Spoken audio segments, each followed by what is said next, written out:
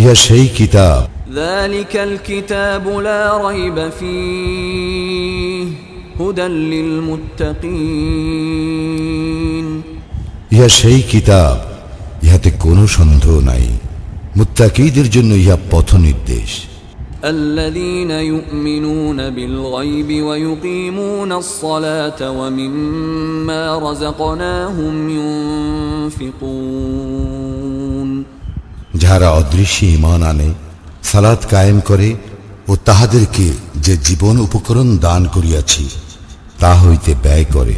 والذين يؤمنون بما أنزل إليك وما أنزل من قبلك وبالآخرة هم يوقنون